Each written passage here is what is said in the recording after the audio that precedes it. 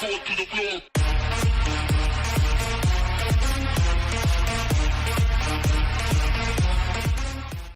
to Banggood.com for sending me out the SPC Maker X90. You can pick it up in FR Sky, FL Sky and DSM2 version. You can also pick it up and plug and play as well. Now, what do you get in the box? What do you get? Velcro, you hold the battery in, extra camera mount, camera ring, extra screws and a little joystick because the camera has a built-in OSD, and to get to that it's quite difficult because the quad is really small. It is right in there, so you'll need to pry it out with something.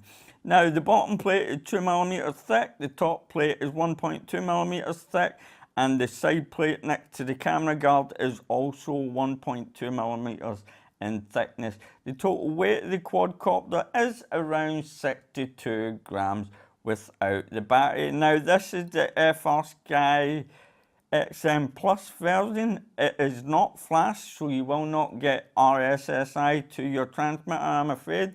The bind button is right under there and it's really difficult to reach.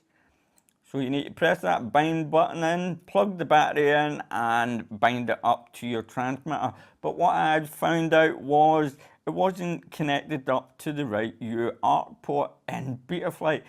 It was set to UART port 1 when it's supposed to be set to UART port 3. So once you switch that over, everything should be good. Now the main flight controller board is the Omnibus F3 running Betaflight 3.1.7 with a built-in OSD, and it's connected up to this camera which I've never seen before. It's called the Venus T81 with an 800 TVL camera and 145 field of view with the built-in OSD. Like I said, it's PAL and NTSC switchable, and another little surprise here is it's 4.3 aspect ratio and 16.9 switchable, and that's really good. But what I found out of the box was the contrast was way too high, so you will need to use the little dongle that comes with it. Go into the main menu, press and hold the main button and go into your gain settings and turn the gain settings all the way down, and once you're also in there, turn the color up just a little bit to your lighting. You'll obviously have to have your goggles on for that.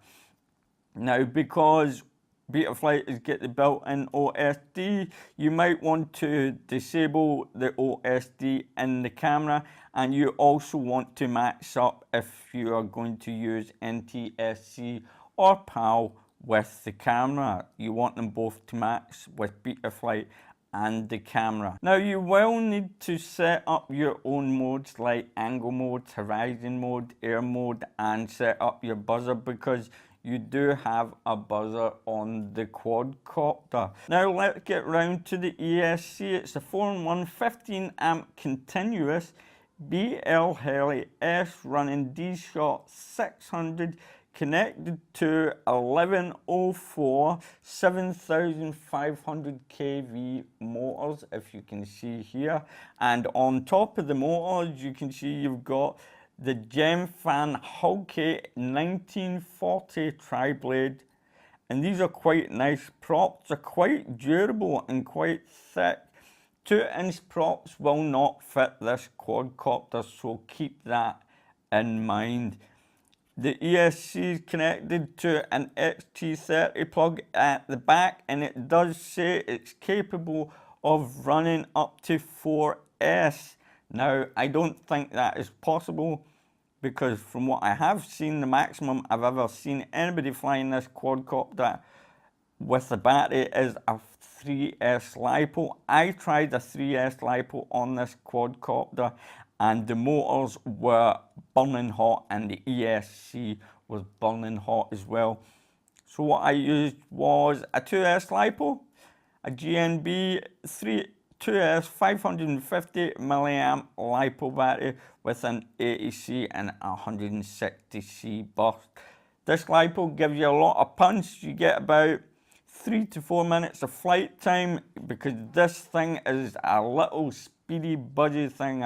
I must admit, I totally enjoyed flying it indeed. I've not had much flight time in it, but it was enough.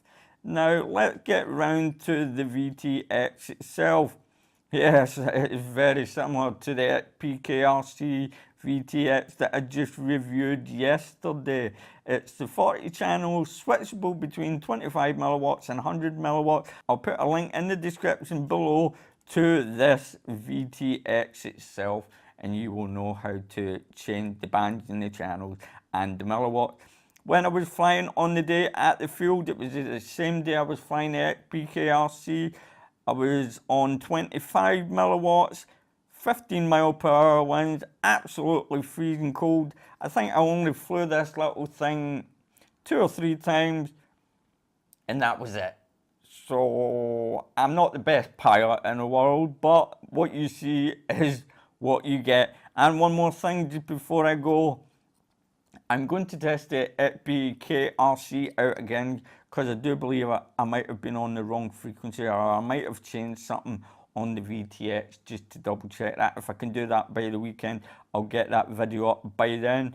But until then, enjoy the little flight footage that's coming up. I had a lot of fun with this. This is a great back garden, backyard flyer. It's absolutely tiny, and if you get lost in the grass, don't forget you've got that buzzer at the back. Don't forget to check the link in the description below to the manual for the VTX and for the quadcopter itself.